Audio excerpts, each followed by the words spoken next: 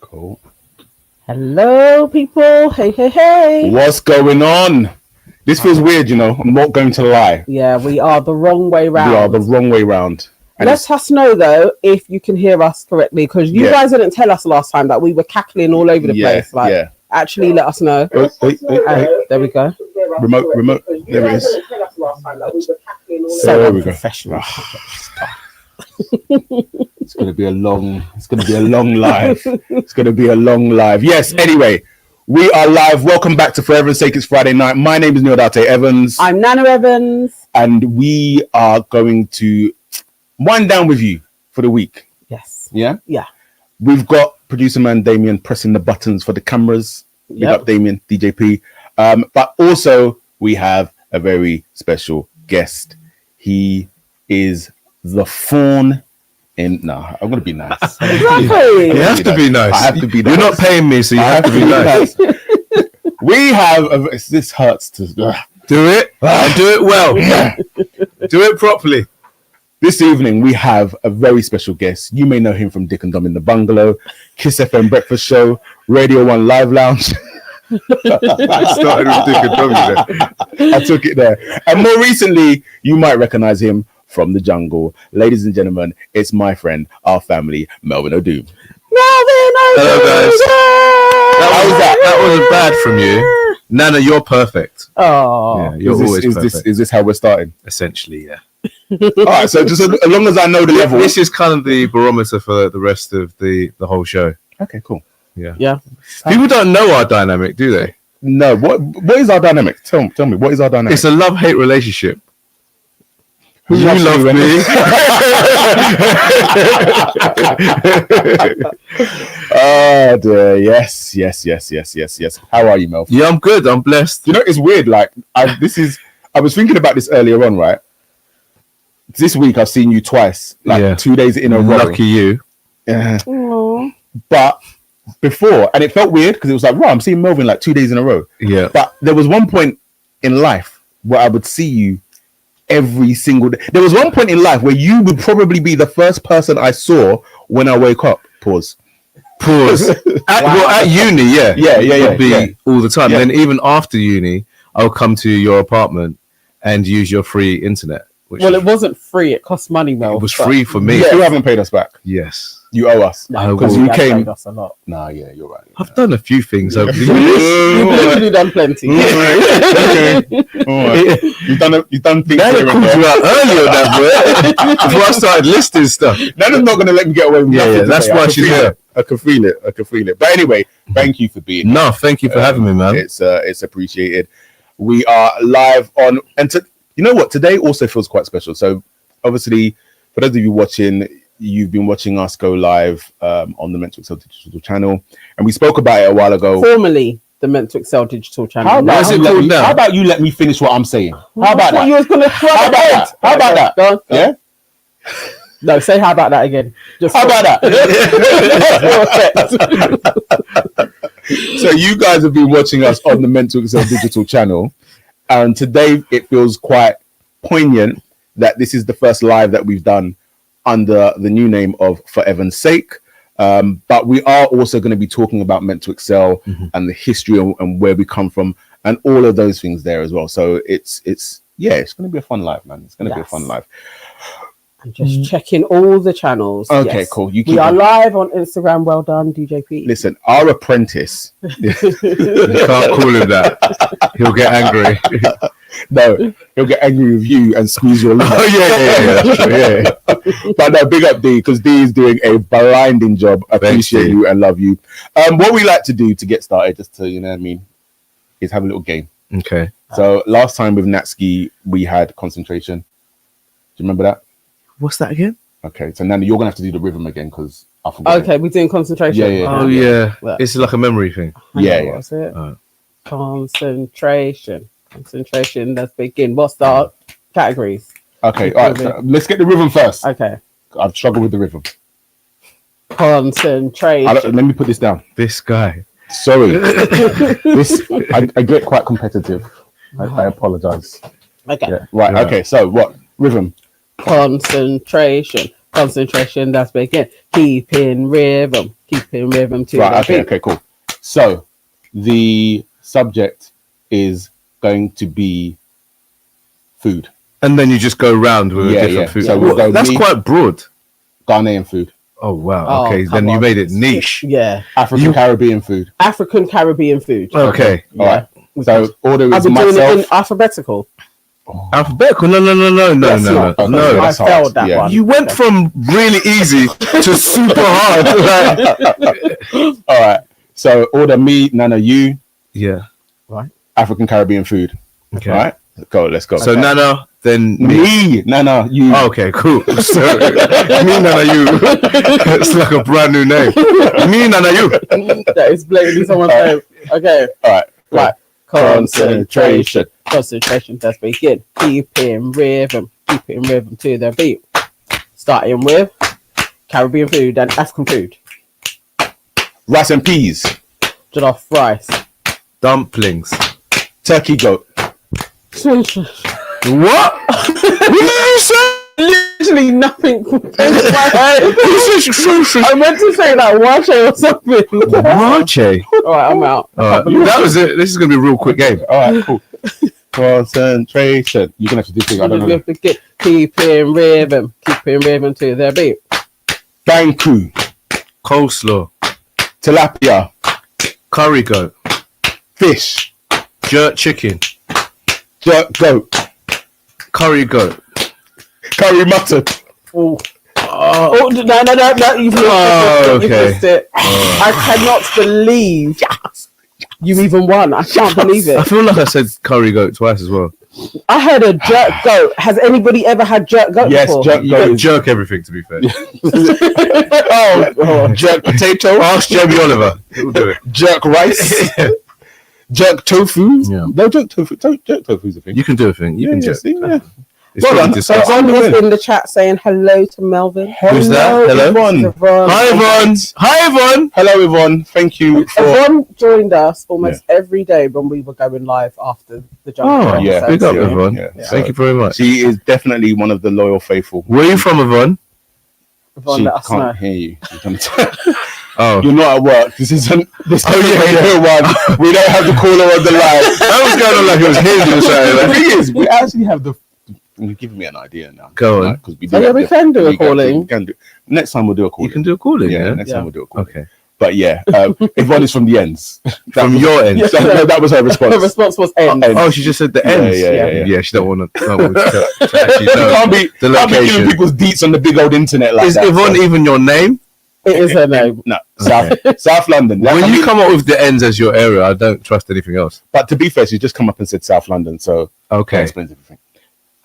Sorry, I can't help it. I no comment on that. I love South London. I don't want to get into. Some of my best friends are from South London. I'm not going to say that. Okay. All right. So listen, what we're going to do first of all today, where we've been going live with Are You Watching This and Have You Been Watching It? We've been doing the recap on Love Island. Mm-hmm. So we did watch Love Island a little bit today. It kind of was a little bit pedestrian. There weren't any surprises. No. There weren't any surprises. Not mega ones. I guess major points to note is Omar came in. Omar is from season 11. He knows Grace. He knew Grace. He had a little scrap with Joey. I'm sure you guys remember, because Joey was like, "Why are you talking to my bird?" Omar was like, "Don't come and chat to me like that." And it went off. And then before you know it, he was dashed out. Yeah. He got sent away because of Joey, the producer Essex. So Omar's back, and he went on a date with Grace and Catherine. And Grace, we think that this is Sade's take. I believe her. Grace is going under a new PR, because she does love a black man before. Now she's coming, she's with Luca, a white dude, and she's saying, "I'm set on Luca." And Grace told Omar, "I'm really set on Luca." So we think she is rebranding herself. She's going to stick with the white guy. You could see when she was at dinner with him, she was bored. Yeah, she was bored of him. Like it wasn't. She likes him, but she's in a rebrand. I don't know. I don't think so. I think I genuinely got the takeaway like, "Oh, Grace, you're actually really into Luca. Okay, cool." But Catherine was giddy. Catherine wants a man. She needs somebody to stay in there. I don't even know if it's about Omar, but I could smell the stench of desperation from here. You know what? That aside, I'm not going to go into that because I too smelt it, but I still have to defend I'm glad you admit it. No, you've been a Catherine solid. I've got to defend my girl. I like the chinks of black love that we were beginning to see. I am here for it. And Omar, in the end, he picked Catherine, and that was a lovely sight to see. Because whether it's real or not, I don't actually care. I like the representation. Just tell your girl to tone down the desperation because no one wants to see it. Mm-hmm. Have you been watching? I'm loving your update because I kind of lost track when I started watching Traitors. Yeah, I watched the launch obviously and a few episodes in, but like hearing you now, it feels like brand new characters are in. Yeah. People have gone. It sounds brand new to me. What's Traitors like? Because people were saying for us to do Traitors. Yeah, they've been telling us to review it. You would love Traitors, really? Yeah, because I feel like I personally think it's one of the best reality TV shows on TV right now. Mm-hmm. It's hard to get into it because it's such a unique format to everything else that already exists. But once you're in, it took me ages to get into it. I didn't watch the first series. Gist us on the format then. Essentially, it's a group of people. Yeah. And Claudia Winkleman will select several people, maybe 2 or 3 people to be traitors. And you have to basically convince everyone in your group that you're what's called a faithful, right? So you're not a traitor. Exactly. So the majority are faithfuls. Okay. And then you do different tasks throughout the episode. Then at the end, you do something called a round table. And you ask questions and you have to work out and deduct who is a traitor and who's a faithful. Each day you banish someone. And then she will be good at it. Nana will be amazing. Yeah. And then right at the end of the night, the traitors will kill off someone. Yeah. It's an amazing format. But we're missing now, right? Well, you can watch it on iPlayer. Okay. But it's still going on, or it's finished? No. So this current series is done. We should have listened to what they said for us. It's a great show. All right. Well, next one we definitely will review that. Love Island. What else took place? It wasn't the greatest of episodes. Honestly, it was full of fillers. But the ending, and they didn't give us a conclusion, so they're actually assholes anyway. We have Curtis standing up there ready to. He's either going to pick Danielle or he's going to pick. What do you think he's going to do? I want him to go for Danielle. I think he's going to pick Ekin-Su. Do you really think so? Why does he have a choice? If this wasn't a fix, he should be immune because Danielle just picked him the day before. Yeah. This is a fix. He's going to pick Ekin-Su. Can I ask you a question? Who will create the most out of drama? Ekin-Su. Then that's who he's picking. If he picked Danielle, then somebody would need to save Ekin-Su because I think someone's going home. Well, Ekin-Su's not going to go. Yeah. She's providing the most drama. She's getting selected. I hate that. I hate that for us. I respect her rebrand after Big Brother. I can't stand her. Big Brother wasn't a good look for her. And I think so far coming in here, I don't think it's been an amazing look for her either. I just think I can't get onto Team Ekin-Su. Like there's just something about her where I just can't really take to her. I wish her all the best, but I'm not your thing. Not after she came for Zizi. There's that as well. Definitely. But Zizi, she will never. Zizi got her back on Twitter, so it's yeah. But no, Ekin, or as I like to say, Ekin who? Yeah. Okay. Yeah. No comment. Not a fan. But obviously, we're talking about. Said no comment. We're talking about reality TV, and we are here with somebody who has done their fair share of reality TV. I can't remember how many years ago it was now, but there was Strictly. You were Does Strictly come down as reality TV? I would say so. No, really. Or was it a competition? Because it's reality TV, you know. But are there elements of? There's no like dramatic parts and stuff like that. But the nomination. I'm not saying it is or it isn't. No, I feel like the drama comes in like who's going to leave, and because even if we go to. But is it more a competition? It is a competition, though. But Love Island's a competition. Is it though? It is. Yeah. They're competing for 50 grand. I don't feel like the money element. Surely the prize should be love. No one ain't Have you watched Love Island? Yeah. No one ain't doing it for love, dude. Yeah. So if Yvonne White was saying he will pick Danielle, Scott will pick Ekin, and Tina will go home or be single. Oh yes, because Scott ain't feeling Tina anymore. Yes, that's very true. I would love that to take place, Yvonne. That's a nice little rundown because then Ekin gets egg on her face, and we love that. So let's see. As you can tell, one day I'll bump into Ekin. I'll be like, I would love that. You will. I would love that. And that's why I said no comment, because I bump into half of these people. Yeah.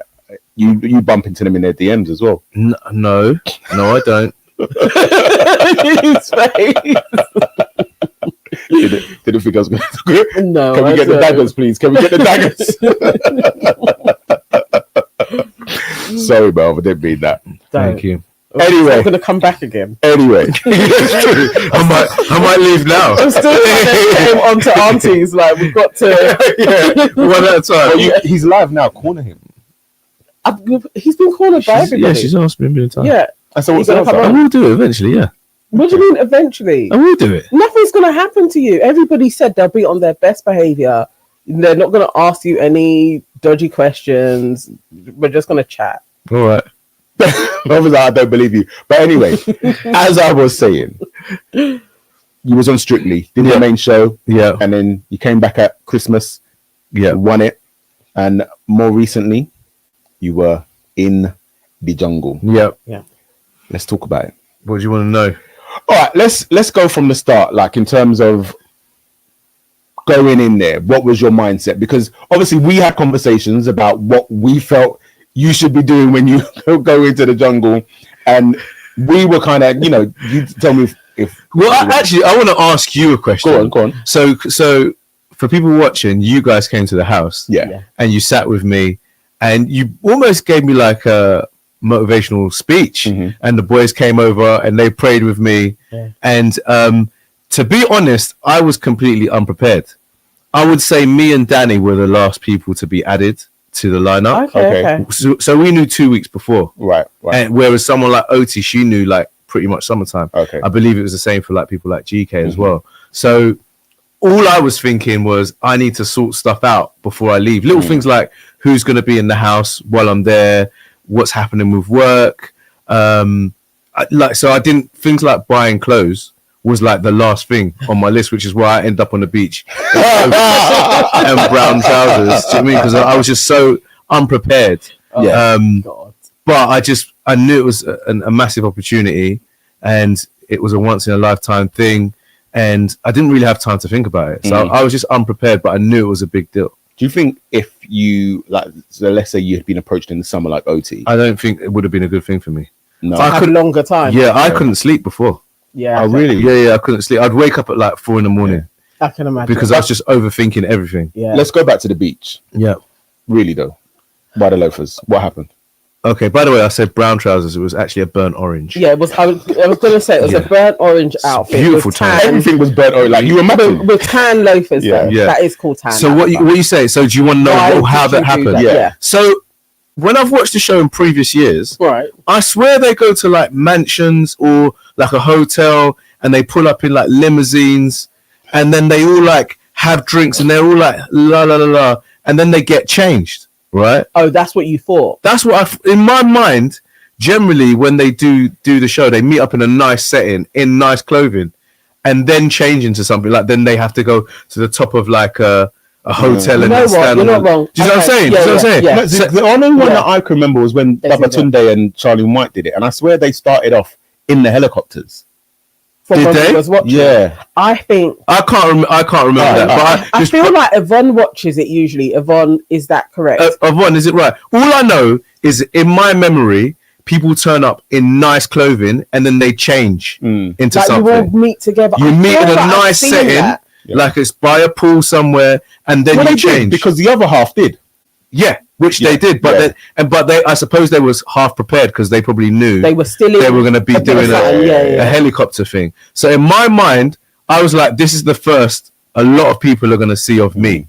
So I have to look good. Whereas obviously Khalid and Talisa, they were prepared. Yeah. So they came, and obviously they knew. So they probably had more time to ask questions. I was just like pack as much as I can, and just turn up. At least even like trainers, just in case. The trainers wouldn't have looked as nice with the burnt orange. What color goes with burnt orange trainers? Tim's even. Tim's and burnt orange straight cut trousers. You just needed to be in flipping combats.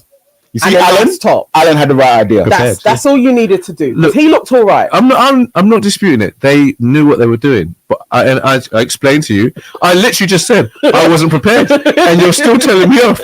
What do you want me to do? It's done now. I wanted you not to do it. I wanted you to be prepared. It's too late. I look good. Damn it.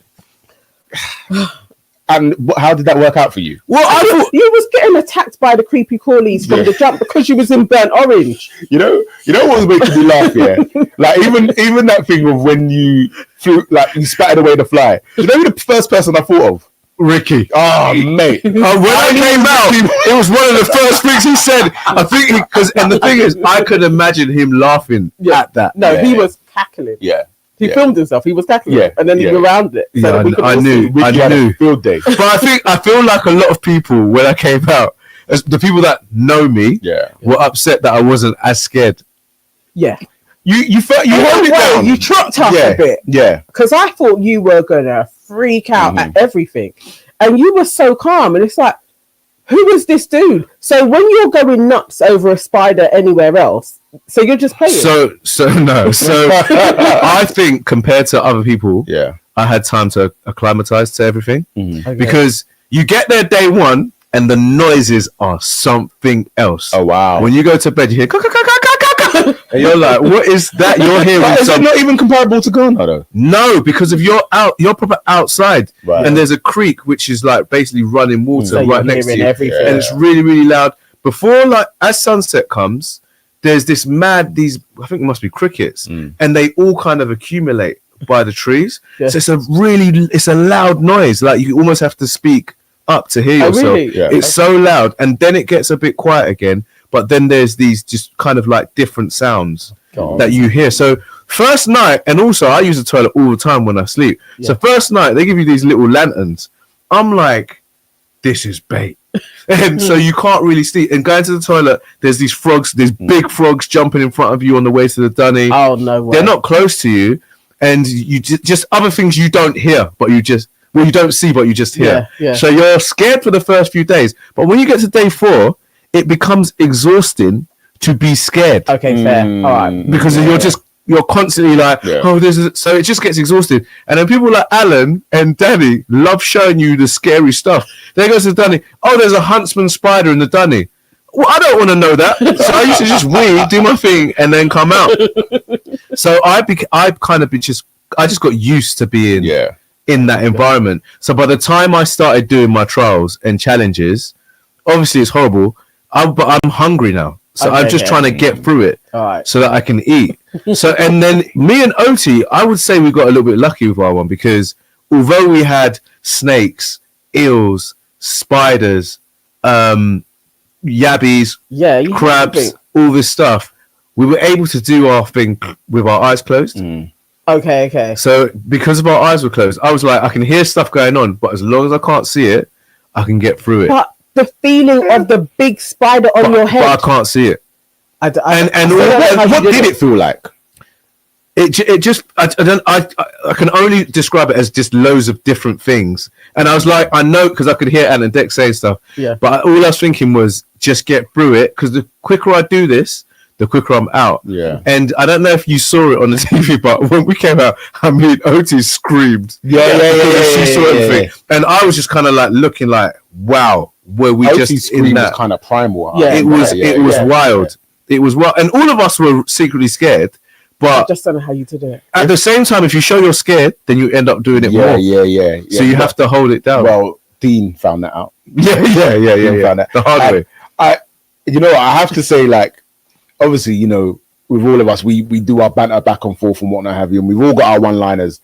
But in that moment in the jungle, let's play the clip. Houdini, like, it was. Okay. Dino? D?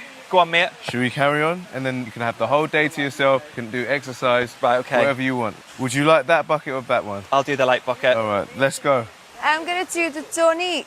Do you feel up to doing the dunny? Yeah, I'll do it. Do it, you sure? Yeah. That's the attitude, Dean. That's what we need. Yeah, positive energy, Dean. Come on. Look, no beef, no drama. I just hate my job. Hey, let's go. Listen, your new name is Houdini because you like to disappear. Let's go. Wow.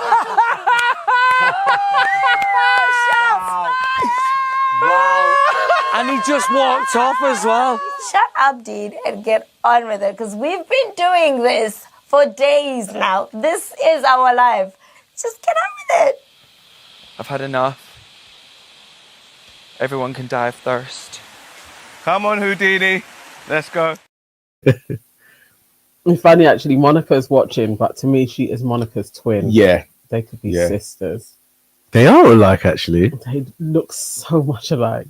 So Yvonne was just saying they did you and OT dirty with the food that you got after winning all the stars. Definitely. It was. Was it octopus I1?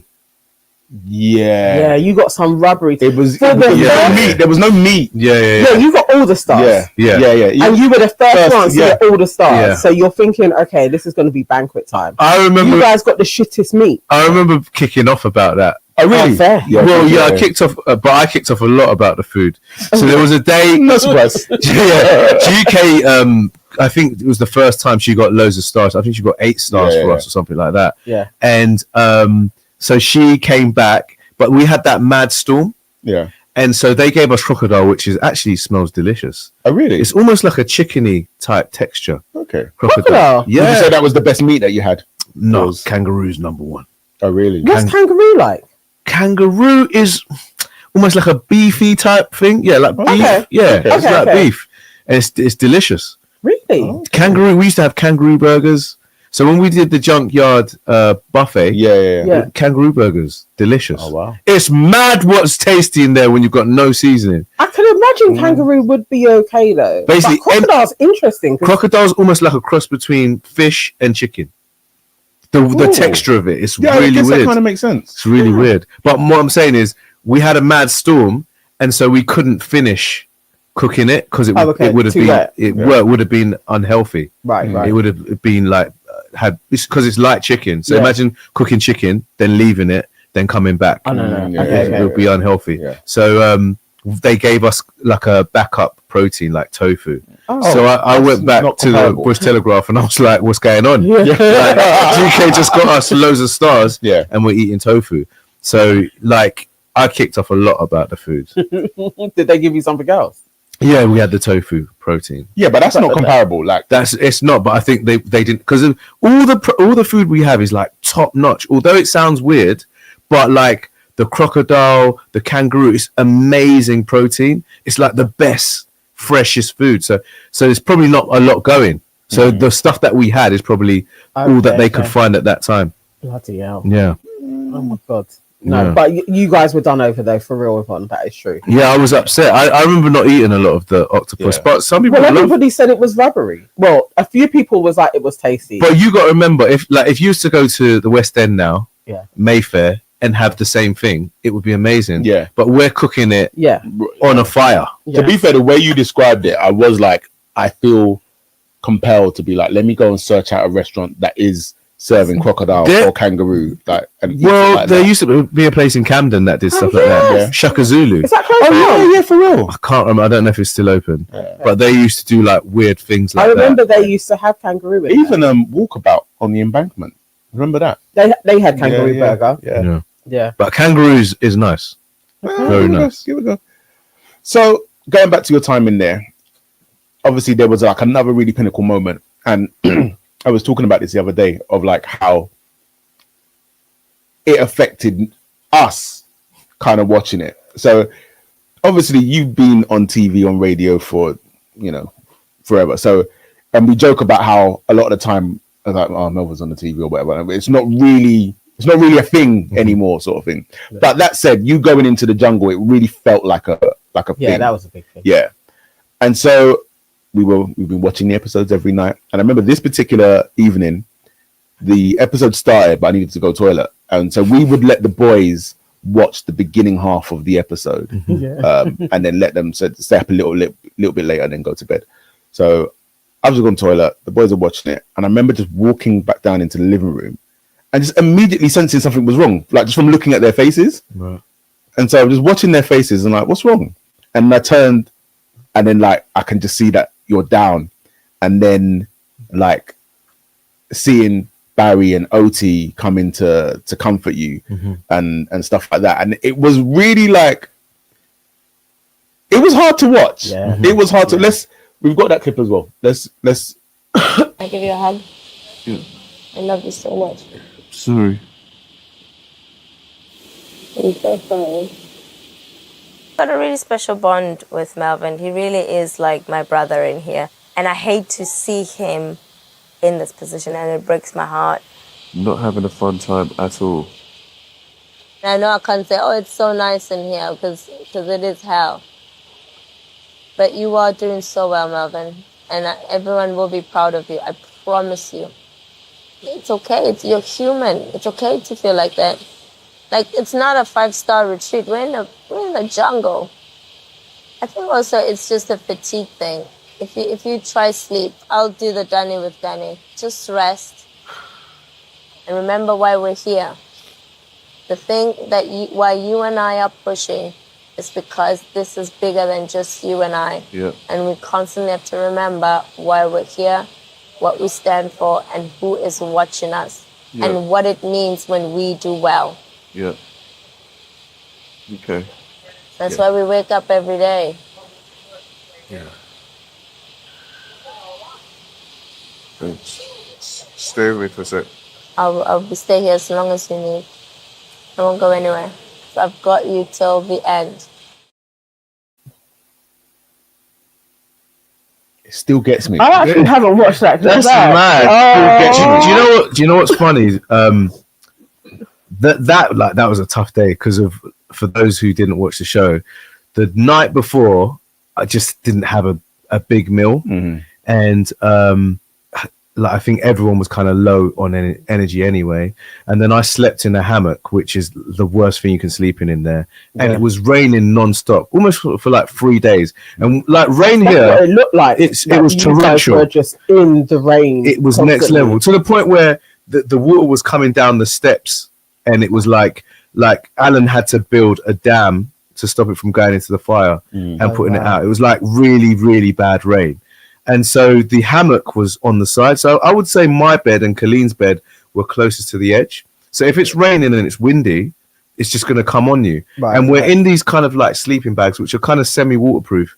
But if it's really, really bad rain, which it was, you just end up getting wet. So I went to sleep, and then I woke up in the middle of the night, and I'm completely wet, just drenched. Yeah. So like my shirt is wet. You wet yourself. Not like I'm sorry. He's an idiot. I'm sorry. That was a heartfelt moment. That was proper Tourette's. Like, I'm so sorry. There was no need for it. There's no need. But as I was saying, I was completely wet, and we've got our microphones on. So I was like, I literally said, "You sleep with your mics on?" Well, you can have it on you or by your side. Yeah. And so I just picked it up, and I was like, if anyone can hear me, I need help. That's what I said. Yeah. Because I didn't know what to do. Because even getting out of the hammock is long. Because I'm just thinking I'm just gonna be wet. Like I don't know where my shoes are. Yeah. It's dark. At this point, I don't know where. I just felt so disorientated. So this security guard, because security is there 24/7, and he just pops out and he's like, "Are you okay, Melvin?" He has a torch on his head. He's like, "Are you all right?" And I'm like, "Yep, I'm just wet. I don't know what to do." And he goes, "Look, I'm going to take you to Bush Telegraph." And they were like, "Melv, calm down." And they got me like dry clothes. And at this point, I was like, I just want to go home. Yeah. This is a lot for me. And they're like, "Just calm down." I was like, "Where can I sleep?" And in my mind, I'm like, if it gets like this, surely they're going to put me in a nice hotel. Let me just relax for a little piece. Like, I was so upset. And then he was just like, "Do you want to sleep in the Bush Telegraph?" But that even felt like a sad idea. But it was better than going back in my wet sleeping bag. And the Bush Telegraph, the chair is like a park bench. Looks like it's solid. Yeah, it's solid. So they got me a sleeping bag, and I slept there that night. and I was woken up by the Rev because you come and collect like the rice and beans. I think he was cooking that week. So he opened the door and he just saw me, and he's like the nicest guy ever. So he's like, "Are you okay, Melvin?" And I was like, "No, I slept here." And he was like, "Oh," and he was like, "Would you want me to come back? Do you want me to do anything?" And I was like, "No, it's okay." And I just kind of covered my head and tried to sleep a bit more because obviously I'd been up for half the night. So then he's gone back, and then literally everyone in camp was checking on me that day. But I felt like I was bringing the mood down. So I was sitting by the campfire initially, and I was like Alan's busting joke and Danny's making everyone laugh and Barry's there chilling. And I was like, I'm just the moody guy sitting in the corner thinking about yesterday and whether or not I should still be here type thing. So I went up to the lodge to be away from everyone, forgetting that the cameras are there. And then I was just getting upset because each time everyone's trying to be nice and check on you. And so I was like, I was actually thinking about everyone, like you guys, the boys, my sister. And so I was getting more upset because I was thinking I'm letting them down. That's it. And so that's what was making me more upset. So I think and everyone tried. Like Danny was like, "Melvin, let me make you a bed." Maura came and gave me a tissue. And then Barry was like, "If you want to leave, Melvin, just leave. Do whatever you want." I was like, I can't let no one down. So then he gave me a big hug. Everyone tried, but I think that Barry hug as well. Oh, Barry hugs me. I felt that with passion, and the way he hugged me made me cry even more. Yeah. So, but when Oti came, I think she just reminds me of Yona, my sister. Yeah. So, and then when she was talking, I was just it just resonated with me, and I just and I think she had said her piece. She thought, "Let me leave him," but I was like, "No, you. I think you need to stay." Yeah. I think that conversation was so important because even just when Oti was saying the things of like about what this means for us, like the responsibility that both of you felt going in there and whatnot have you, and it was just like in that moment watching her talking to you, I was just like, I thank God for this woman, Like I mean, even from before then, I've just been like, oh, he's amazing, But like in that moment, from jump, we were like, she said all of the words. If I was in there with you, what I would say. Like, I was so proud of her. I was literally like, that's what he needs to hear. Yeah, like you're not just doing this for you. It's actually it's for everybody watching. It really means a lot. It is Okai and Okaija sitting there watching you, and them even hearing her words, like actually, the representation, what it means, like people are looking up to you. That's all so important, and you want those moments as well for people to see. Like I like that about reality TV. Like you want other people. All the black people were just like, we know what she was talking about. It's like you want those moments that's affirming. Yeah, we love OT. I did. I cried, man. Yeah. Literally watching that. It's so mad hearing like your take on it, like because for me, I just didn't think it was even because I felt embarrassed initially. Yeah. Because I thought I'd let everyone down. But then when I came out, I actually met I went on Loose Women, and they were like, "Melvin, we loved that you showed that side of you, especially as a man, because of a lot of men don't kind of show their emotion and stuff like that and open up." I think this we needed something from you, just as a viewer. It's literally like, because I found it quite hard in there because. There's so many big characters, and then I found it really difficult to navigate it. So, then I was just like, let me just get my chores done. And it wasn't until I came out and watched the episodes back, I was like, oh, well, actually, I should have got involved in that conversation with this person, and I should have done that. But I was just trying to survive. there were defo episodes where like they would be talking about certain things, and I'd be like, why are you not in that? Like, why are you not in that? But all the time, it's like, where is Melvin? He has things to say about this, and we can't even see you. But in terms of like having a moment, because I think our expectation was that you were going to go in there, we were just going to watch you kind of crack jokes, do the banter, whatnot have you. And so then getting that moment that we got, that was a surprise. But I think it was such a beautiful surprise because, again, like you said, like going on Loose Women and just opening up that conversation. You know it is, and this is why I rate reality TV stars is. And this is why I asked earlier if Strictly is reality TV, because the people who were amazing were those stars. Because if they know when to be on Right. And like Maura was incredible. When I watched it back, I was like, Maura's incredible. Yeah. She knows the cues. Everything she says is a soundbite. Yeah. Do you know what I mean? And I was never used to being on. Like, if you noticed me in trials and if you noticed me in challenges, like I knew that people were watching me. But when I was just in our camp and doing our thing, it was hard for me to always be on. It's funny because I remember like when we would come and do the lives afterwards, quite a few episodes where I'd be saying like, kind of Melvin just kind of needs to play the game a little bit. But then even the moment I would say that, it wouldn't even, then I'd be like, that's not who Melvin is. And also I was happy because the one thing that I think my sister said was you were yourself. Yeah. You were 100%. And so like, and that's all, if you could be yourself and people like that, then as far as I'm concerned, that's the best thing you can do. But you had all the advocates mate. from day one. I was even surprised. The sheer amount of people that was just like, no, I want Melvin to win. It's like that actually carried you along. But who was the loose woman that came on the After Jungle thing? I can't remember her name. Was it? Which one was it? Who? One of the loose women came on with Joel Dommett. But like, well, Jane at the no, it wasn't Jane. Oh, before Jane. I can't even remember. So she wasn't in the jungle, but she came on. She went to Australia as well. Okay, anyway, her name will come to me. But like, so she was like, I've never met Melvin. Yeah, thank you. Oh, Nikki. Hey, Nikki, what's going on? Nikki was with us as well. I heard. Big things. And so, like, even the way she spoke about you as somebody that she doesn't know, and she was just like, he's just a lovely man, sort of thing. And then Clara. Yeah, I had to thank Clara. Clara.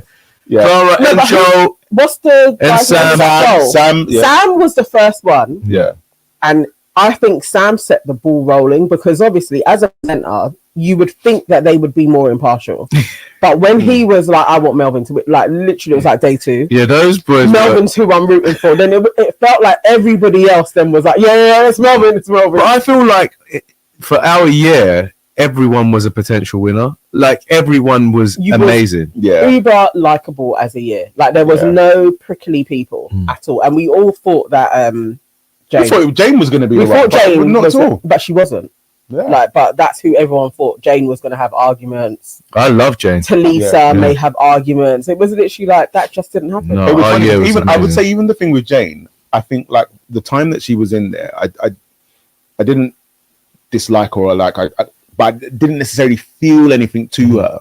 But then when she came out, oh yeah. Oh my god, the way she advocated for you, I was like, Jane's my girl. You know what's funny is I knew I got on with everyone. Yeah. But I knew we got on, but it wasn't until I came out and my sister said that she came up to her and said that she wants to meet my mum. Yeah. Yo told me this, and it was really, really nice. And she has beautiful children as well. And when we came out, it was almost like all the friends and family got on really, really well. And it was so weird because they would go on trips together, like to like water parks and restaurants, and listen, it's like we had to integrate ourselves into their group. In fact, they've got a WhatsApp group called The Real Celebrities. They're called The Real Celebrities. Yeah, there you go. And it's just the way they got on. Like Colleen's kids loved like Alan's brothers and friends, and they just all gelled, like all of them gelled. So it was so nice to see it. It was really beautiful. Yeah, and it's funny because they were like a reflection of our camp. In the jungle. Now you guys, I haven't watched many, and literally the year before watching Nella Rose and her year, it was very different. There was arguments. You guys were very nice. Yeah, I felt for their year. That was tough. Nikki said she's only here for us to ask about the DMs. Nikki, why are you trying to get me in trouble? Well, my DMs, Nikki. Don't you worry about that. They're nice. I already admitted at the start that I came in hot. Unnecessarily.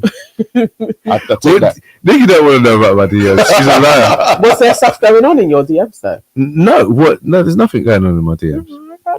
Just the people then probably want to know. Just ask. Oh, look, Ebony Mensa says, "My in the bungalow hero, Melvin. So glad I found this channel, guys." Oh, welcome, thank you, Ebony. Welcome. Make sure you have subscribed, please. Please.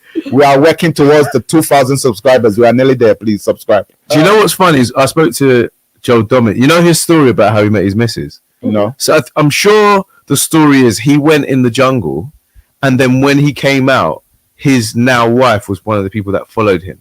You're lying. Yeah. Seriously? Yeah, and I don't think he saw the follow straight away or the message straight away. And so then he eventually found it, and then they eventually met up. And then So did you think that Carol was going to be your wife? Did you ever hear back from her though? Because that was like left undone. Did you ever hear back from her? I think she's a bit busy. But in due course, Wait. Came out in Because you came out and you DM'd her. I didn't message her straight away. Yeah, But I you messaged her. Around Christmas. you told me it Okay. was December. Yes. And she And said we what are to that now- message? And she said she hasn't read it yet because she's busy. She still hasn't read the message. She is busy. You know what she's done? Bro, that is out of order. You know what she's done? So she goes into her DMs She sent him to that other. and she scrolls tab. past your message. So No. your message is still in bold. No. No, Do you know what it is? I think She's filed him to the. I other think side. there are a lot of messages that have come through, and I can't be the No. only person that appreciates. Let me finish. I can't be the only person that appreciates her. Mm. So she just hasn't got to my message yet. But and she probably doesn't know what I've said. I Let said a it very go. sweet message.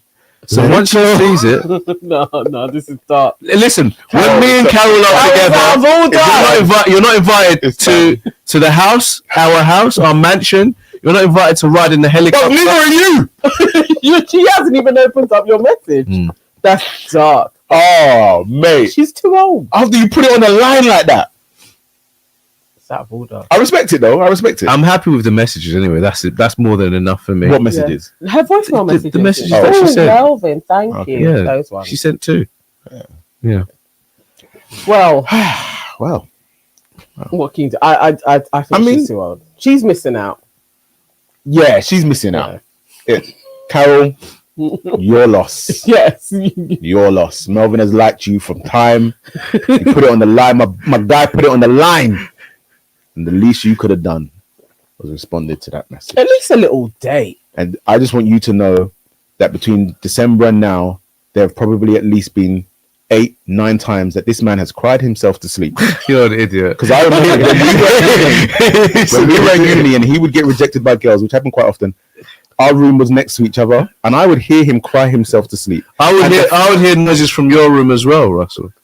Yeah, you wish you could make the noises that were from my room. You wish. Oh, good old Well, days. you didn't hear anything. No, I didn't hear anything. I just realised I was backed into a corner. So I stopped there. But yeah, do you know what though? It's mad when I do think about like how long is it? Because uni was 98. Was that like 21 years ago or something like that? Yo, Is it like that? Hang on, what are we at? Well, I wasn't there until 99. No, it was 26. 99. 26 years? 26 years Am ago? I lying, guys? It's 26 years, Yeah. yeah? The maths. Yeah. that's a long old time. Long time. That's a long old time. And then we done Meant to Excel. Yep. We had Right. some. You know what's funny? Like just today, the boys were bickering, right? And so Akaija had an idea about something, yeah, and then Akai shot the idea down, and then he was upset that he kind of shot the idea. So they're going back and forth, and I've come along and I'm like, what's going on? Mm-hmm. And they've explained it to me, and then immediately I thought of you, Why? and I Can't was you like, remember the idea shutter downer? you know, you forgot.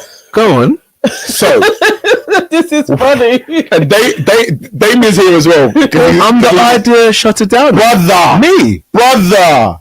For what? For You what? don't know this about yourself. Oh, No, go on. was Let me me hear. right? Was we in Meant to Excel alone and he just turned No. So, all right, so this is the thing. So I want to hear what you're when going to we say. came out of uni, Because I've got a different story about how Meant to Excel was formed. no.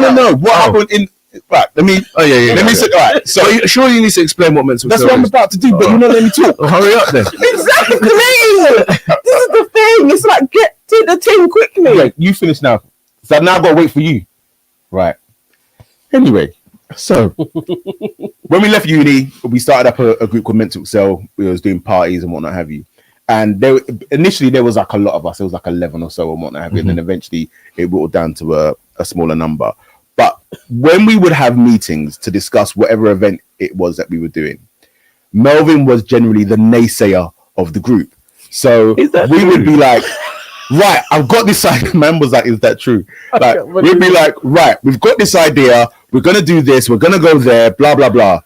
Yeah, no, that's not going to work. No, I don't know why. I don't know why you would. All of the bright spark ideas I would have, you'd be like, I don't see how that's going to work. Like, that sounds like it's going to cost a lot of money. Man would shoot Who's going to down.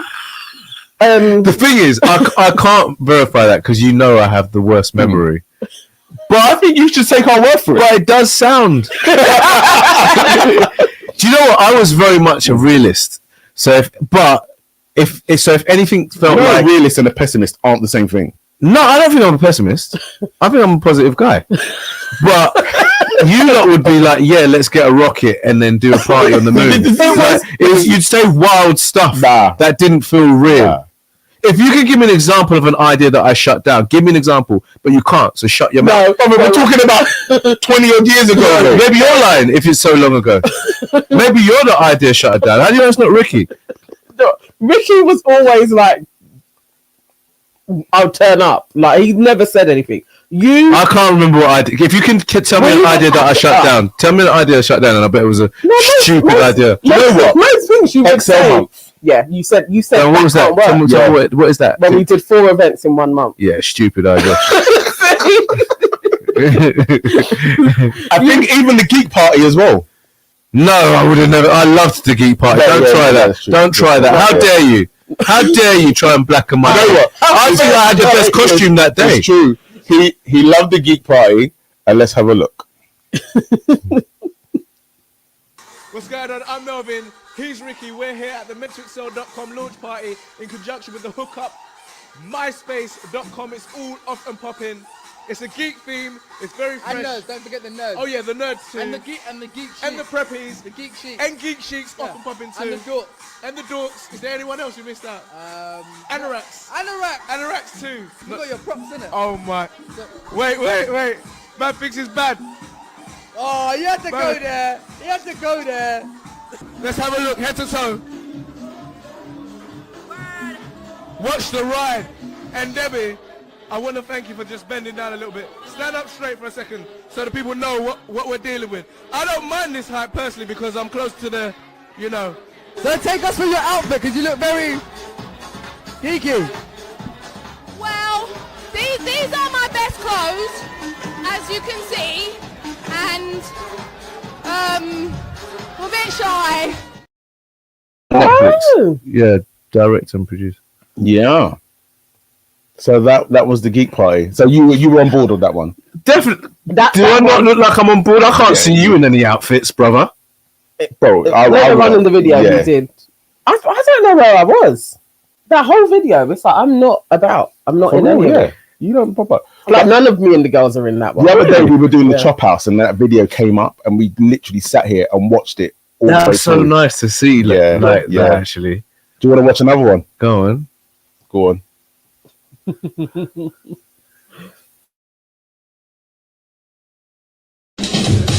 and gentlemen, welcome to Oxford House. And here are your hosts this evening, Melvin Odoom and Ricky Hayward.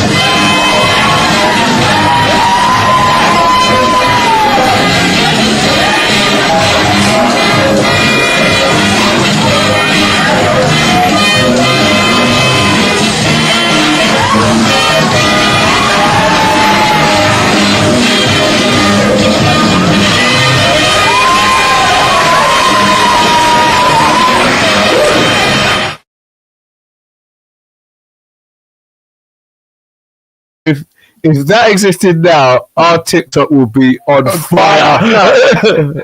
Sometimes I am just like, we were literally just a decade early. Yeah.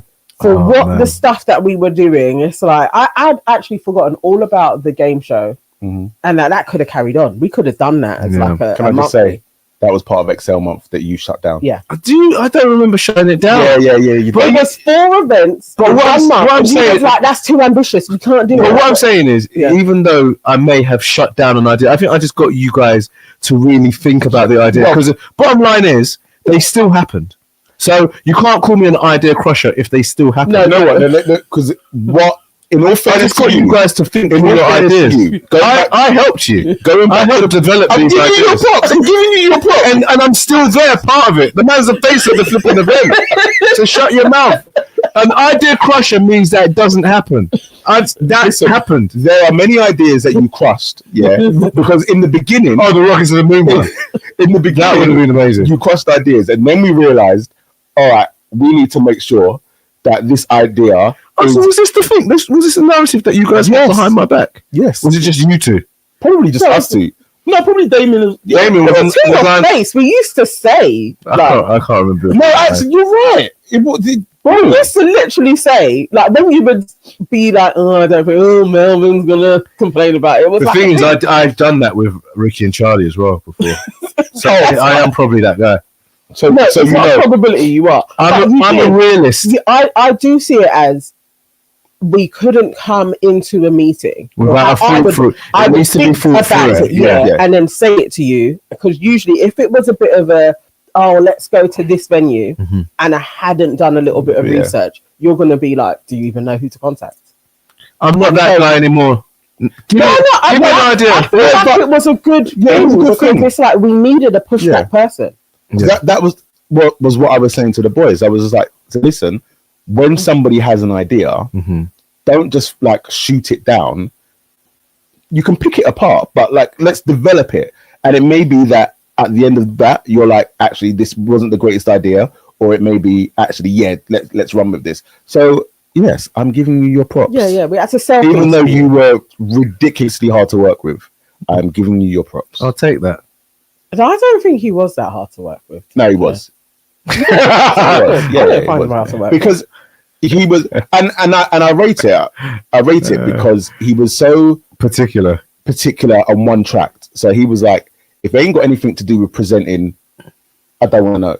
So like he wasn't like that. Yeah, I didn't mind. You could barely get him to do anything else. Like, so even like being on the door or anything like that. No, just absolutely. You didn't want me on the door because you let everybody in for free. Yeah, I'm a nice guy. And he would say that if anybody asks me or they're doing something, I'm going to let them in. That's why it's because we all had different priorities when it came to running that company. Not be liked. I wanted people to appreciate the brand, which was Ricky and Melvin at that time. Not meant to excel. That was secondary. and which brand lasted longer? Here he is. Which brand lasted longer? I'm not the idea crusher. I had the ideas on. Hang on. So if we're gonna do that, fix up, look sharp. Fix up, look sharp. That was a show rule. Oh yeah. I've got that. It wasn't an actual idea that we were trying to fulfill. That could have been a show. My point being, but it was a show rule, which it's arguable, that if Meant to Excel didn't exist, does Ricky and Melvin exist? Well, I don't know the answer to that, but what I'm saying is, in terms of my intentions of what we wanted to come out of Meant to Excel, I believe we achieved that. No, you did. Yeah. Like, again, I remember when Glennis done her GCSEs. She did do great. And I took her and our cousin out for, one of them pep talks. And that day, you and Ricky were in the Voice newspaper. Right. And again, I used you guys as an example. And I was just like, listen, right, when we were doing Meant to Excel, these guys were like, this is what we're doing. This is what we're about. And as much as at the time it was annoying because we were like, no, be involved in it all. Sell tickets, damn it.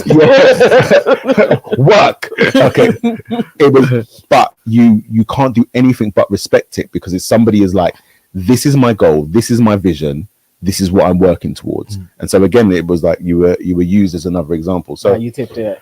I respect it. Faith in you. I respect it. Like in uni, your year was kind of like all of the teachers would always be like, the year above you guys, there's so many talented people. Like your year was an example for our year coming in, although we are the same age. But like, everybody thought that you guys were gonna be something. It's funny because I feel like one of the best things you can have is focus. I think if you know what you want to do, then you're already halfway there. And because I remember coming back home from uni, and my mum was like, "Why don't you have a job yet? Like, you've spent 3 years at university and you're still in debt. You don't have any money." And so I was just like, I was so focused on being some kind of presenter. That's the only thing I could envision at that time. So although we'd come up with this beautiful company and we had all these ideas going on, like initially my main focus was always to end up doing presenting. But you guys did it. It was good. But then also what I do like about Meant to Excel is that maybe, well, not even maybe, not to the extent of you and Ricky, but everybody got something from it. So even me at the beginning, when I was like really into IT and programming, and then I got the opportunity to build the website, build the automated guest list system and what have you. And these are things that actually went on my CV and got me jobs. And then Nana with the creatives, the fashion play, you know, these again would be things that helped to get into the styling industry. So it's just like it played its part for everybody. But I just think that you guys really were the example of like, let me just zone in and be laser focused. But and also I think, because my memory of Meant to Excel and as to why it started, do you know why we started it? Yeah, like what's your reason why it started? Because I have my reason why it started. The beginning thing was it was somebody's party. I think it was Reese's party, and it was to do a big party. Like there's an opportunity. So funny for us to do a that's big not my party. thing. Oh really? No, that's not my so thing. that was so I want to hear your thing. That was in the city. Yeah. And I think that was the first iteration. I remember it was Reese's birthday, and it was like we could do this big party. And so from doing that big party with Risa, to me, I was like, I've always kind of wanted to be a promoter with my own party. No, I've never wanted to queue. That's not how it started. What's your story? So my story is it was either we were wanting to do an event or go to an event in the West End or something, and we just couldn't go. Or we were trying to do some kind of event in the city and we just couldn't, or I think it was in the West End and we just couldn't get a venue, right? Yeah, for Reese's party. No, I don't think it was for Reese's party. I just think we just couldn't get venues. Like we just couldn't get venues, which is why we ended up doing it in the city. And then I just remember us going to the West End and everything was pricey, like tables and getting in, everything was just so expensive. And then they had this whole thing about guest list. So we were like, we need to create something where it's not pretentious, it's not pricey. And then I remember because the first party was like free. Yeah, it was. It was like it wasn't actually it wasn't a money making thing. No. It wasn't about money. It was just like because we were doing little parties at university, so it was just a place for like-minded people like us to party. That's how it started in my mind. So it wasn't a business venture. So for me, it goes. There's a step before that. So third year uni, final project, I need to develop a website. And I needed to register a website. And I remember being on the phone to Nana, like, oh, I've got to think of something to register. So Nana has a tattoo on her arm, which says different special Meant to Excel. Right. So then I was like, right, I'm going to register that. So I registered the Meant to Excel web address, right? There's actually a poster up there, which afterwards I'll get it out, which is like my whole third year project. And it was about creating this online platform, which showcased DJs, singers. So the idea was, so this is when video on the internet was very new. People would slow. And we were using like Real Player and stuff. But the idea was to film stuff, get people on there and whatnot have you. But then also using it as a platform for that. So obviously we got the DJs, we got Charles, blah blah blah. And then it kind of goes on to your bit where it was like there was an opportunity to do an event. Yeah. But then also from your thing, it was like, right, we've got an opportunity to do an event. We know what we don't like. We've been to the overpriced West End clubs. So we want to make this all of the things that we love and none of the things that we don't like. And that was how it started in my mind. Right. But it was That's interesting. Damien, Everyone's that- perspective. we was at your place for the first Damien, meeting. I'd love to know Damien's perspective on it. Damien don't like to talk. Oh, can you just tell us and we'll just repeat on the mic? Yeah. He said he just followed us. Just followed us. But you actually, because we did that first meeting when there was flipping 15,000 of us. Yeah. That was at Flower Centre. Yeah. So you didn't just follow us because you actually provided the space. Oh my gosh. That's He's been very humble because he was very, very. All of us in there with our own different things. But I was totally like, I've always wanted to run a door. I just wanted to be You just wanted to be mean. just like, and I didn't want to queue for like the best night. Those were literally. I love raving. I want my own rave where I ain't got a queue, and it's the music that I want to hear. That was really single focus. That's so interesting. But it wasn't really about money either. It was a night out. Yeah. That was probably, I think, That was the best thing. That was the best thing about it. Because you think we just wanted the best night out for ourselves and people to come along. Yeah. And like that was really how we met up. And then once it finished, you mean after university? No, after when Meant to Excel finished. Yeah. Like because we knew that we were gonna see each other. Festivals on a monthly basis. Yeah, you know what? I didn't think about that. And so it was like our social. And you know what's really funny, which we didn't mention, is some of the other relationships became greater within our circles.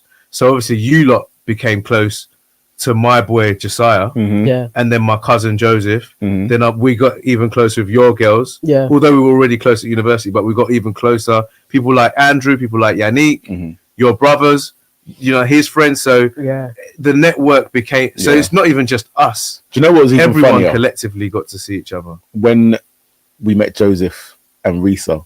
And then do you mean? So Melvin's cousin and my cousin are husband and wife, but we didn't know.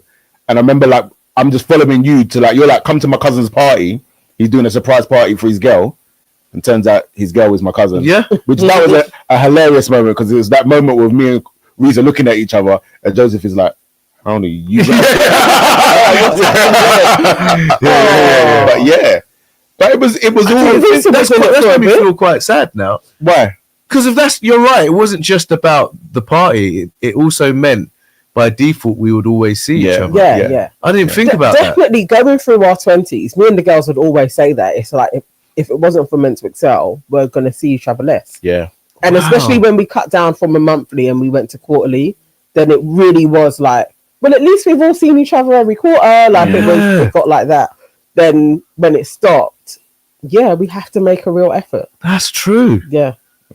That's why yours becomes our big annual thing. And then when you cancel it, we all want to cry. Man got new sofas. I'm very sorry. No, they went there.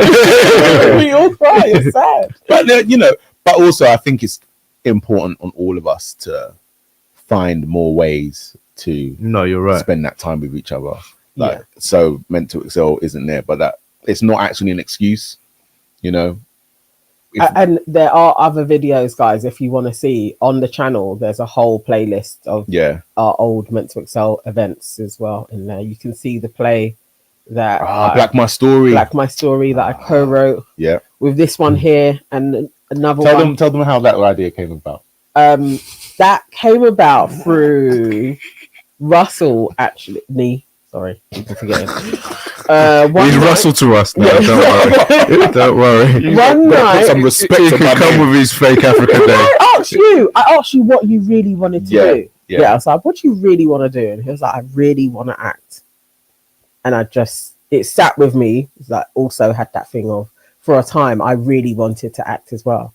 And I was like, you know what? I've always wanted to write a play. I'm going to write this play and make him the star so that he can act in it. Get you a girl who writes you a play. I went away and it's based on a play called The Coloured Museum. And I basically like rewrote it because I loved that play. And I was like, this would be great if it could have like a Black British spin. And I directed it and I've always wanted to direct. And so I went and wrote it in probably about a month. And then there was bits where I was like, I haven't quite got it. And Femi's a writer. So Femi wrote some bits. Then you wrote some bits. And then I don't even know how. It was like a sequence of events. I just kept on meeting actors. And then we had a cast. And we had Leonora Critchlow in there. Yeah, wow. Leonora Critchlow was in there. Have you ever thought about redoing that with a different cast? Everybody always asks, like, redo Black My Story. And I'm like, yeah, I will. I don't know. I think I really lost my confidence in acting and being a director as I got older. But podcasting has really made me get back into, actually, I was a very good creative. And I don't just have to sew. I can do other things. So maybe I would do it. I would do it again. It was a good time. You know the interesting thing about creation and like, because I'm same as you. Like when I was a kid, I had the confidence of Superman. It was insane. In fact, that's on my vision board. It's a little black kid dressed in a Superman outfit. Wow. Just because of that confidence was like just amazing. But what's funny is, even if you did it and it wasn't as good as the first one, you've still done the first one. Definitely. So you have nothing to lose. That is true. No, for real. And it was great because it was like, if anybody comes, it's amazing. But to sell it out night after night, that was, but it's, it's that youthful enthusiasm. Like just being like, I could do this. Well, then if that's your view, then just manage your expectations. So it's not about selling it out. It's just about just putting it on. Yeah. I would do it again, definitely. Because thinking about it, it was a very good concept. Yeah. It was a very cool concept. You didn't shoot that one down now? I'm a different guy now, guys. We love that one. Yeah. Did he? I don't actually think I even had to convince him. It was like, this is a part. I think because of the drama thing was you got to do a little bit, and you was literally like, I'll do it. Like there was no little Jodeci. It's just about the angle that you come to me with these ideas at. And that was just sounded like a beautiful idea, and it was a great idea. Yeah, that was good times. Yeah. We'll try Black My Story again. Did a lot. That was good times. We really did do a lot. Did a lot in a few years, and with like no kind of there was like no reason to do some of those things. We just did them. Just I think that's the youth, isn't it? Mad, like, you just do it. Like now we're just lazy to move a suite from here to there. It is like that. It's like that. But even just doing the fashion play. Yeah. I found a website. I found the models. All of that. I am like, well, who was you talking to? Yeah. It's just weird. Now I don't even like going on the phone. It's very strange. Let's move this on a little bit because I'm aware of time. Nana, do you have a dilemma for us? I do have a dilemma. Okay. No matter, is that Kelly Rowland dilemma? No matter what I do. Yeah. Kelly. And Nelly. Okay. All right. Kelly doesn't like Nelly anymore. Doesn't she? No, because he sang at the inauguration thing. He's a trumper. Is he? Yeah. All right, go on. All right. So, am I the asshole? My friend is having an affair and we plan to tell her husband. Wait. My friend is having an affair and we plan to tell her husband. Yes. We being the woman and her husband. Are going to tell the one that's having an affair. So, me and Nana have a friend. Yeah. And she's having an affair. Is it you guys? Yes. And we plan to tell the woman's husband. Why does it have to be a we, by the way? Can I get into I don't know why you have to do it collectively. Like, it's already bad news. Why does it have to come from two people? But carry on. I've known Anna, 38, since... Why are you blurting out her name as well? This is the whole world. I've known Anna, 38, since we were in high school. We are a part of a group of 5. Now, we hang out as families for Christmas, birthdays, Easter, etc. It has been like this for over 10 years. My partner, Greg, 39, is good friends with Anna's husband, Darren. He's also 39. Anna recently told me she is having an affair with one of their family friends, who is also Darren's sister's ex-partner. Darren is her husband. Yeah. All right. At the time, I remained non-judgmental and supportive. Once the information set in, I realized how disloyal and gross the whole situation is. My sense of justice and moral compass came into play. Darren is a good man. Anna says he is a wonderful husband and father, but she just doesn't feel connected with him anymore, despite faking it for the last 6 months to keep her secret under wraps. I knew keeping this from Greg may backfire on me. So I told him the secret. He is shattered for his mate and it's eating at him. So he told Anna. So I've told Anna that Greg knows. She's pissed at me for the betrayal, expecting me to take this to the grave. She knows that they're catching up soon, and Greg plans to tell him.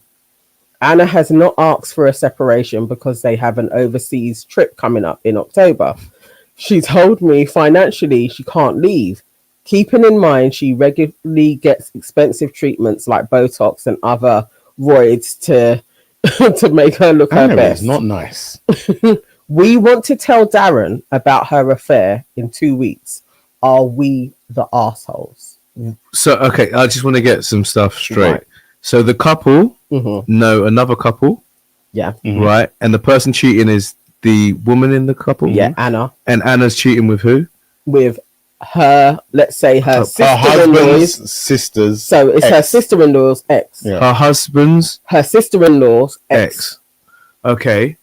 And so the dilemma is what? That they want to tell they want to tell Darren about it, but they're feeling like assholes. So are they the assholes for wanting to tell Darren about the affair? My view on anything like this when it comes to relationships is stay out of it generally. Yeah. Unless it's like if it's Russell, then I have to step in. So what? So you would tell. So let's say if my relationship, let's say if the guy being cheated on is my boy. Yeah. Then I'm just gonna step in. You're gonna say. Yeah, I'm gonna step in. Yeah, that's what the husband's saying. Because he's like, yeah, that's his boy. He's saying, I'm gonna step in. I'm gonna tell him. So then that's it. The dilemma's done. You see, I'm not telling. No, if it's Russell. So Russell's getting cheated on. You're getting cheated on, and I know the girl. Yeah. She's told me. I don't know why she would. Well, then you have to tell me. I can't. You have to tell me. Yeah, you have to tell me. I'm not telling. It's because it's all about who your loyalty lies with. Are you going to thank me for telling you? You're not going to thank me, but I need to know. No, I'm not telling you. See, so generally speaking, my thing is like, so if we take depends it out on the relationship circle, of the person. If we take it out of the circle, I'm not saying nothing. But our immediate circle, immediate circle, you have to say. Okay. Let's flip it. So if it's Sharona being cheated on, you're not going to tell Sharona. Of course you are. That's my question to you. This is what I'm saying. That's my question to you. No, not honestly. I will take it to the ground. Honestly, it really depends. If I know, I think in your heart of hearts, you're not doing it. You're not doing it. The most I would probably do is I'm telling the dude that you got to do something about it. No, that's what if it was really eating at you and it wasn't someone in your circle, that's the last thing you can do. Other than that, but if it's your people, if it's your brother or your sister, you have to tell them. You have to tell them. There's no long thing. This is the difference between men and women. And Nikki is asking, but would you tell Nana if it was Russ? If it was Russ? Yeah. No, because my allegiance was with Russ, not with you. Yeah, but when we got married, you said that I was your sister. I like you as well, but he comes first. It's true. It's true. You needed to meet me first, and then I would have told you. Well, technically, it's good to know. It's good to know. Yeah. Nikki said, "Wow." Wow. Nikki's like, "Wow." So listen, Nana, you just need to not cheat because I'm gonna be blowing you up. Oh dear. Well, but would you tell Russell to fix up? Yeah. No, I think if I was, he would be cussing me out. Right. He'd be cussing me out. But you're not going to tell me about it. No. Would you give me hints? No. Give you hint. I'll leave little notes under your pillow. But I think that my general thing is keep out of it. Yeah. Just keep out of it because it's not your business, and it will come out eventually anyway. It does. It comes out in the wash. That's the thing. I don't know. And the thing is, the problem is, if you're the person to reveal anything, you become part of the problem. Yeah, 100%. You literally are. You're a villain. Like nobody's gonna, unless they are already at the edge of I'm leaving, and all you had to do was give a little piece of information so that they did it. Yeah. But if it's out of the blue, that's the thing with my friends. If they were totally like they're oblivious and they are absolutely in love with this person, I'm probably not going to say anything. Yeah, but my immediate people, they have to know. Yeah. My immediate people, they have to know.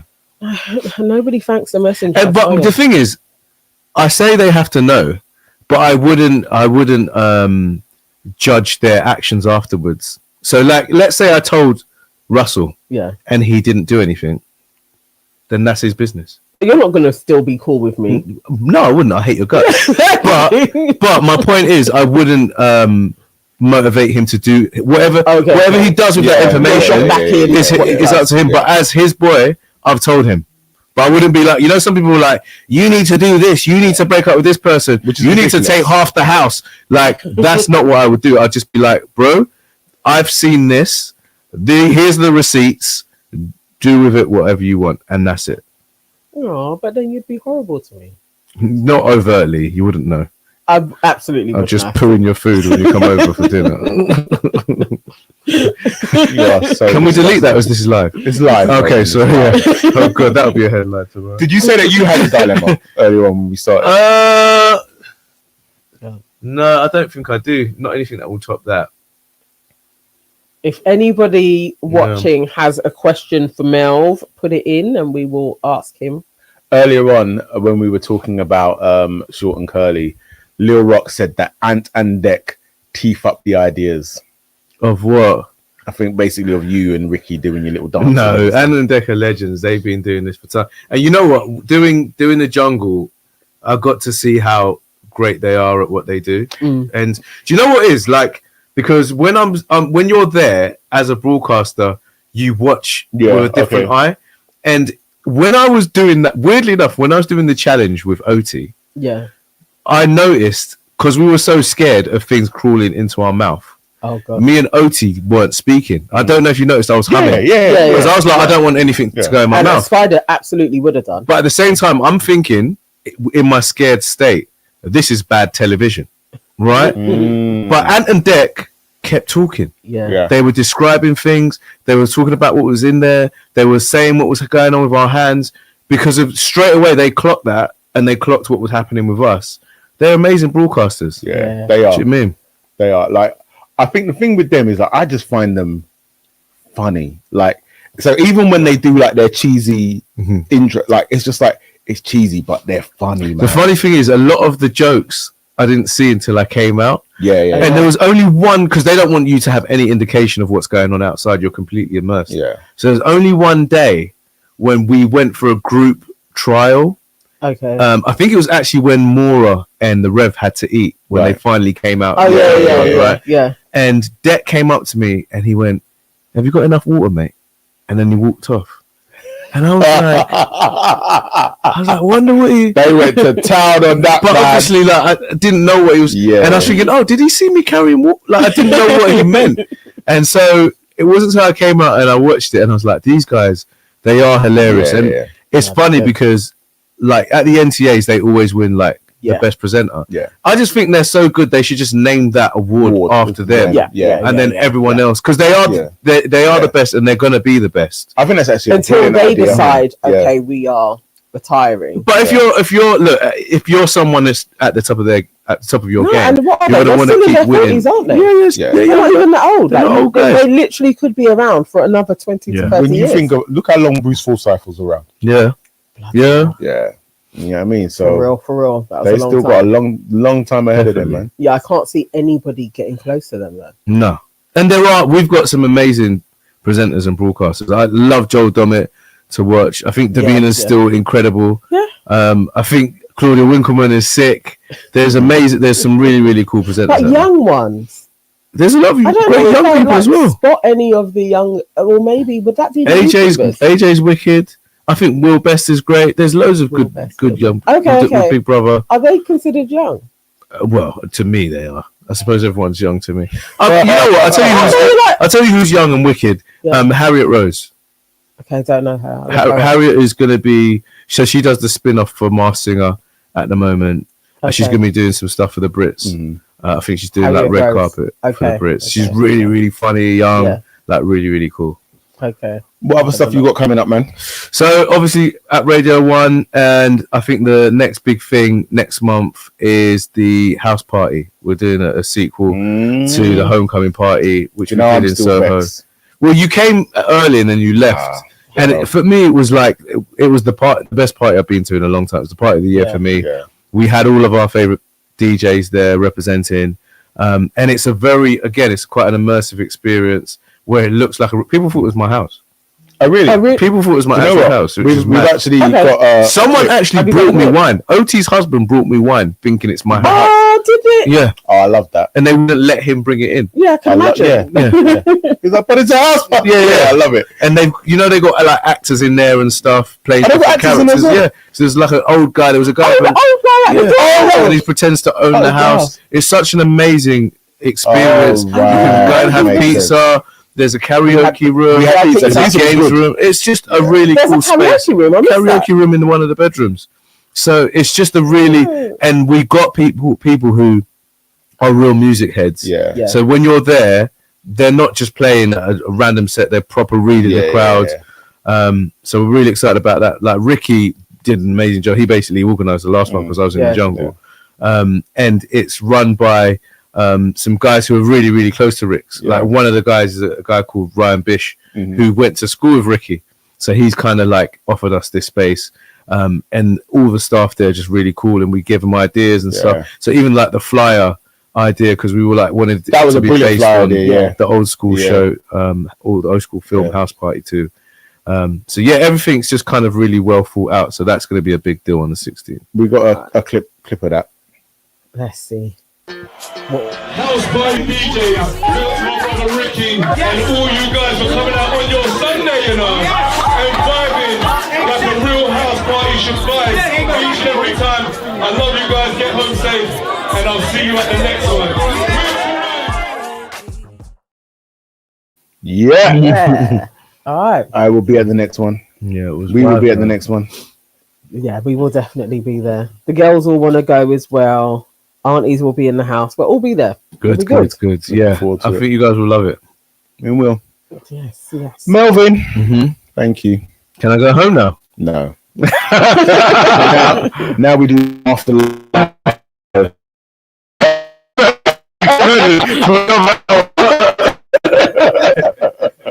Yes, you can go home now. But no, seriously though, thank you. No, it's good. Thank you for coming, and it's nice. Like the week before last week, we had Natsuki in here, and again, like with the four of us being in the room. It's funny you say that earlier about Meant to Excel and doing stuff to bring each other together, and this is it, I suppose. Yeah, I mean, like stuff like this, and although it's work, it doesn't feel like work. It's really nice because I didn't expect to see D here today. That was a nice surprise for me. See, look at that. No, we'll do this more. And we'll all be there at your party as well. Yeah. We'll all be there. Looking forward to that. Yeah, Natsuki, I'm sure she will be back on the mic. Yeah, she was on the mic last time on the mic. And this time she's going to come back with a little following. They were like forcing her to jump on the mic. Yeah. No, she's going for it. She was literally like this year, she's doing her music thing. So good. Yeah. Man. Love it. We will see. I'm sure Sharona will jump on as well. Yeah, man. She'll probably be there. Yeah. Cool. Look at that. Guys, I did tell you guys that eventually we would have Melvin here. Yes, we did. There you go. Thank you very much for tuning in. We really appreciate it. The latest episode of The Queen Ages went live this evening. So if you haven't watched that, go and watch that. The next episode of The Chop House will be out on Sunday. What else? We will be back with Love Island review on Sunday. Yes, I'll be watching this. And keep spreading the word about us. We want to get 2,000 subscribers. We're almost there. So please tell a friend to tell a friend to tell a friend. And if you don't like us, then keep your big mouth shut. Lord. Thank you. Bye. Now we wait for Damien to end it.